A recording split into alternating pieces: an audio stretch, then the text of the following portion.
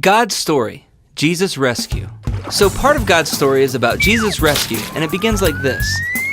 Remember how God told Adam not to eat from one tree in the Garden of Eden? God said, if you eat its fruit, you're sure to die. Unfortunately, Adam and Eve chose to disobey God. And that's when death and all the wrong things in the world began. Adam and Eve eventually died. And everyone who disobeys God, which is all of us, deserves the same punishment. But God loves us so much, He decided to rescue us by getting rid of death so we could be close to Him forever again. He did it through His Son, Jesus. It was a battle of death versus Jesus. And don't worry, kids, Jesus wins. First, Jesus had to meet death, which means He had to become a man and suffer and die like us, even though He had never done anything wrong. He did that. Then, 3 days after He died, some women who were friends with Jesus went to visit His grave. When they got there, the tomb was wide open and angels were standing nearby. One of them said, "He is risen." Right away, the women ran to tell Jesus' other disciples that the angel had said Jesus was alive. But their words sounded like nonsense. Imagine telling someone that pigs were flying or a frog had turned into a prince. They probably wouldn't believe you. Those things just don't happen. Anyway, crazy as it sounded, Jesus really was alive. And some people saw Him and started to believe it.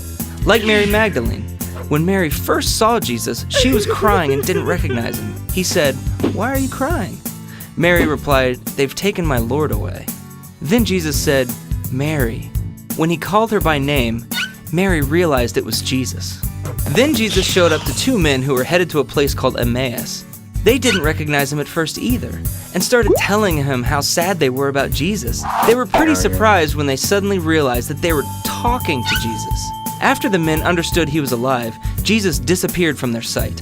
Immediately, the same men went to find Jesus' other disciples, who were meeting in a room. While the men were announcing the good news, Jesus appeared in the room too.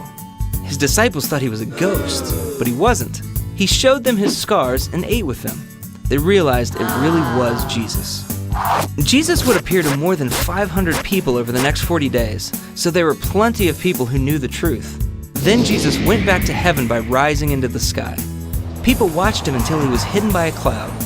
Then two men in white appeared and said, "Jesus has been taken from you into heaven, but someday He will return from heaven in the same way you saw Him go." Since Jesus took the punishment that we deserve, now nothing stands in between us and God. Anybody can become a part of God's family if we choose to believe that Jesus beat death and decide to follow Him. Even though we still have to live in this world where we suffer and die, like Jesus did, the best part is we can follow Him and be a part of His story right now. And He's preparing a perfect home for His family to live in forever.